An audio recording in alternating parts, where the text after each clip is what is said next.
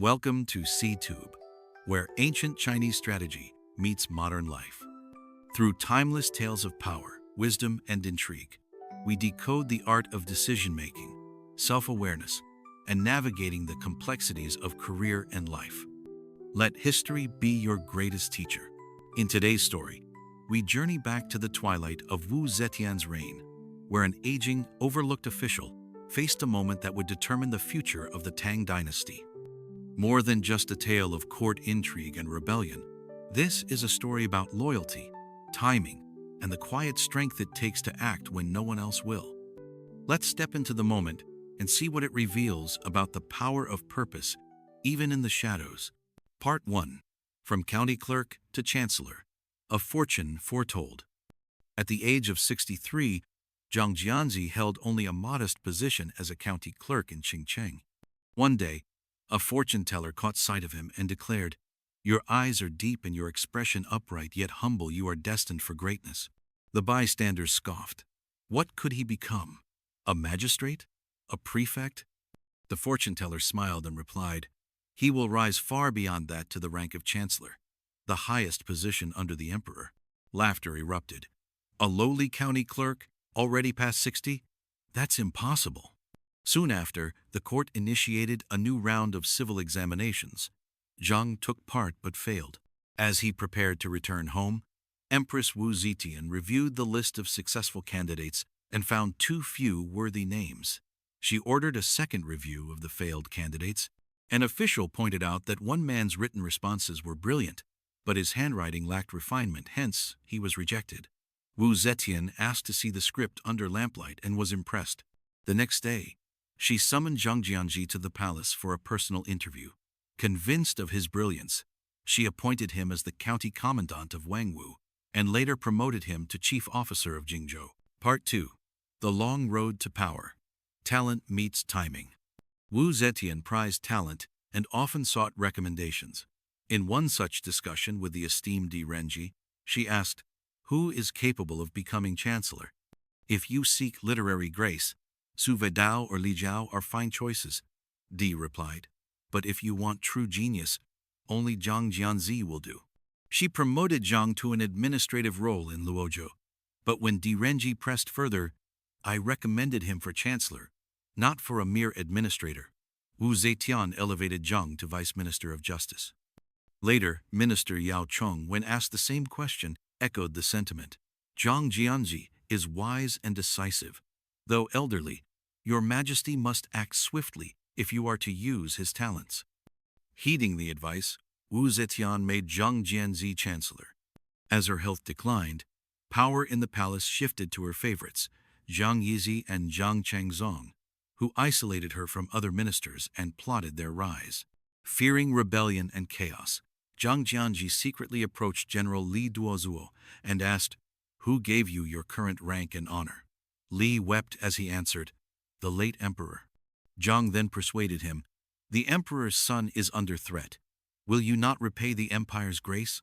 Li swore loyalty. Together with officials such as Kui Xuan and Huan Yanfan, Zhang Jianji formulated a plan to eliminate the corrupt brothers. To calm suspicions, he even promoted one of their allies, which bought them time. Part 3. The coup at the Forbidden Palace.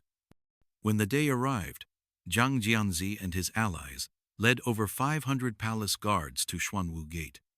Another group, including General Li Duozuo and Prince Consort Wang Tongjiao, escorted Crown Prince Li Xian from the Eastern Palace.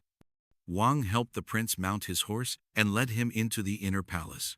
At Yingxian Hall, Zhang Jianji's forces killed Zhang Yizi and Zhang Changzong in a swift ambush. They moved quickly to Changsheng Hall, where Wu Zetian was residing. Startled, Wu Zetian cried out, "Who dares commit treason?" Zhang replied, "Zhang Yizi and Zhang Changzong plotted rebellion. We acted under the crown prince's orders to eliminate them. We beg your forgiveness for not informing you in advance." Seeing her son before her, she asked, "Did you order this?" Upon confirmation, she sighed, "The traitors are dead. Return to the Eastern Palace." Huan Yanfan then knelt and said, "Your late husband entrusted the crown prince to you. He is no longer young, yet still a prince. Heaven's will and the people's hearts have long yearned for the House of Li. We acted not for personal gain, but to fulfill our duty. Seeing that resistance was futile, Wu Zetian issued a formal decree abdicating the throne in favor of her son, Li Xian. Li Xian was restored as Emperor Zhongzong. His first act was to pardon the empire, except for the followers of Zhang Yiji. Innocents previously wronged under the false rule were exonerated. The children of the persecuted were freed from bondage, noble titles restored, and former royals reinstated. Now, let's break it down into the key takeaways you won't want to forget. We are often told not to judge a person by appearances, but in truth, a person's expression reveals far more than we admit. Whether someone is compassionate, courageous, or wise can often be sensed in their bearing and demeanor. Some people have the vision to see it, others don't. It all comes down to the observer's insight. When a fortune teller once predicted that a humble 63-year-old county clerk would rise to become chancellor, the most powerful official in the empire, those who heard it laughed. And rightly so, they thought.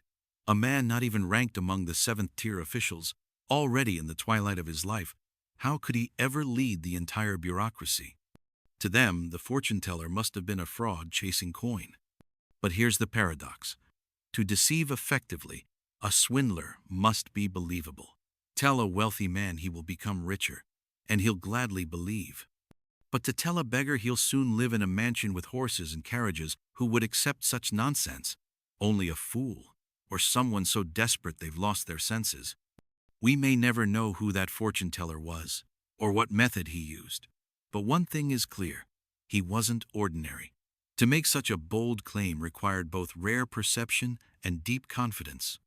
After all, no one reaches the highest office without compassion and extraordinary intelligence. That fortune teller must have glimpsed something remarkable in the man's eyes, a moral strength, a commanding presence, a clarity of mind. And indeed, years later, others with great political foresight saw the same. His rise was no accident. He was entrusted with a daring mission, to remove corrupt forces from the heart of power and restore rightful rule. In doing so, he not only saved a dynasty, but upheld the soul of a nation. Thanks for watching. If you enjoyed this journey into history and insight, don't forget to subscribe for more stories that reveal the wisdom behind the ages.